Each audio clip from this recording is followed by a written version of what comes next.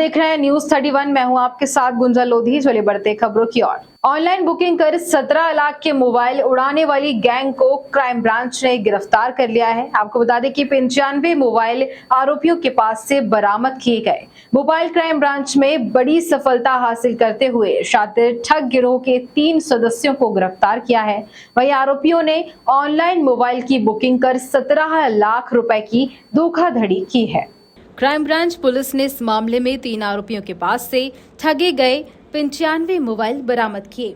आपको बता दें कि आरोपियों ने भोपाल के अलावा भी अन्य कई प्रदेशों के जिलों से इस तरह की धोखाधड़ी की वारदात को अंजाम देना कबूल किया है।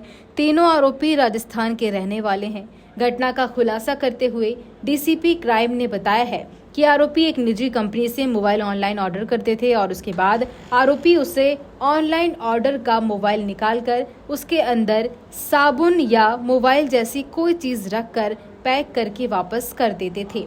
ऐसा करके आरोपियों ने अभी तक तकरीबन 17 लाख रुपए की धोखाधड़ी की है। वहीं पुलिस द्वारा आरोपियों को रिमांड पर लेकर पूछताछ की जा रही है। आगे और भी खुलासे होने की संभावना जताई जा रही है। दरअसल ये एक मामला है जिसमें ये हमने 3 ठगी करने वाले पकड़े हैं, जिन्होंने पूर्व में भी पुणे, फिरोज़ाबाद और यूपी के कुछ शहरों में और भोपाल में भी ऑनलाइन जो कंसाइनमेंट्स भेजती हैं थोक में कंपनीज़, उनसे मोबाइल मंगाए थे। और ये उसके बाद उन मोबाइल्स को रिसीव करने के बाद उनके कवर को खोल के उनके अंदर से मोबाइल चोरी करते थे और उसके बदले साबुन या और भी कोई चीज़, भारी चीज़ रख के उस डिब्बे को वापस से वैसे ही पैक करते थे जैसे कि वो कंपनी से पैक होके आते हैं। और फिर जो डिलीवर करने वाली गाड़ी आती थी उनको ये मोबाइल्स वापस कर देते थे कि हमने केवल इनवॉइस पे ये जनरेट करने के लिए मंगाया था, अपनी सेल्स दिखाने के लिए, और वो व्यक्ति ये सामान लेके वापस इनके गोडाउन में वापस कर दिया करता था।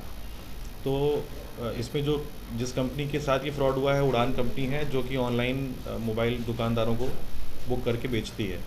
तो उनका जो गोडाउन का इनवॉइस का और मैनेजमेंट का सिस्टम है, उसमें ये होता है कि करीब जो सामान वापस आता है उनको वापस से चेक करके उसको ऑथेंटिकेट करने में कम से कम 1 हफ़्ते का समय लगता है। उस 1 हफ़्ते में ये मोबाइल लेके चंपत होया करते थे।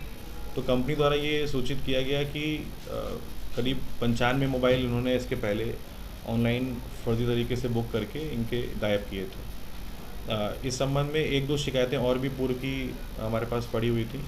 हम लोगों ने लगातार इन पर नज़र रखी हुई थी और पिछली बार जब ये यहाँ पर भोपाल में आए तो मुखबिर सूचना के आधार पर हमने इन तीनों को पकड़ा है और इनके पास से ये मोबाइल के डिब्बे को पैक करने के सारा सामान, मशीनें और जो उसकी पॉलीथीन होती है वो सब बरामद हुई है।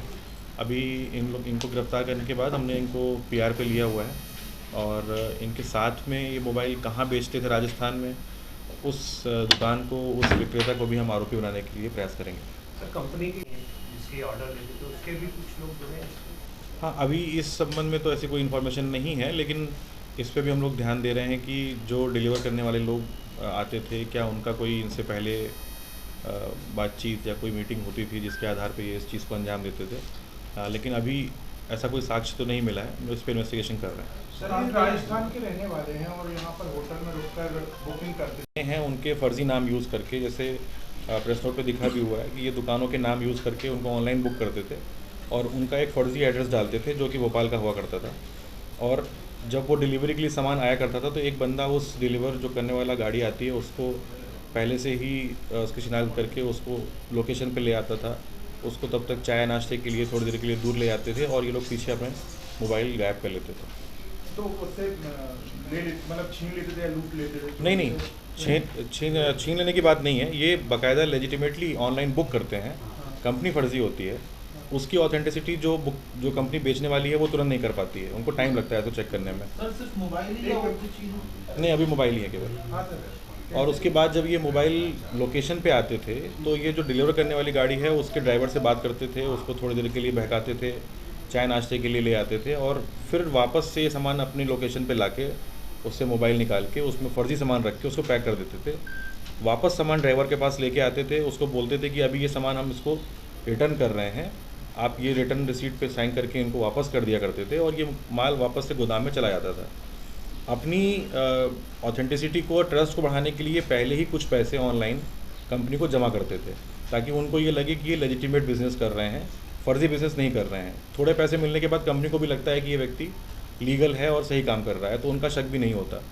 सामान आने के बाद जब सामान वापस पहुंचता है गोडाउन में, तो इनको कुछ टाइम लगता है उसको चेक करने के लिए कि सामान जो वापस आया है वो कहाँ से आया है और कैसे आया है। उस सामान को जब इनको उन्होंने चेक किया तो बार बार ये सामान ये वापस आना शुरू हुआ, और इसमें जो लोकेशन है वो 80 फीट रोड की है, तो वहाँ से 2-3 बार ऐसा हो चुका है। तब उनको शक हुआ तो उन्होंने सामान देख के खोलना शुरू किया, तो उसमें से ये मोबाइल की जगह एक बार में कितने करते थे? ऐसे एक बार में ये एक्सचेंज कर लेते थे। एक ही कंपनी में 17 लाख रुपए है। हाँ, तीन ही है कि और भी मास्टरमाइंड है इनमें? अभी फ़िलहाल इसमें 3 आरोपी मिले हैं, इनके साथ के और भी लोग शामिल हैं जो राजस्थान के हैं। इसमें एक दुकान का नाम भी अभी पता लग रहा है जहाँ पर ये लोग जाके इन मोबाइल्स को बेचते थे रीसेल के लिए। हम उसके बारे में पता कर रहे हैं। अभी इनकी हमने रिमांड ली हुई है, उसमें और चीज़ें खुल के सामने आएंगी। सर भोपाल के अलावा कहीं और जगह को टारगेट किया अभी तक? हाँ, भोपाल के अलावा पुणे, फिरोज़ाबाद तो भी इन्होंने भी ये ऐसा बताया है कि इन्होंने कर रखा है पहले। सर डिलीवरी बॉय की भी कोई भूमिका है इसके अंदर? अभी इससे इनकार नहीं कर सकते।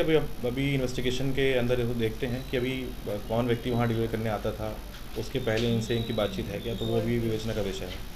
क्योंकि अभी चेंज कर लेना अपने आप में तो बड़ी हाँ, दोनों चीज़ें हैं।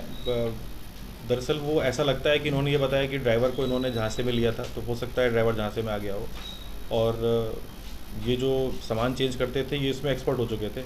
इनके पास तमाम मशीनें थी, इनके पास उसको पैक करने का पैकिंग मटेरियल भी था। तो अभी इसको देखते हैं आगे और विवेचना में कि कंपनी से कोई इन्वॉल्व है क्या, इसकी जानकारी और निकालते हैं अभी हम।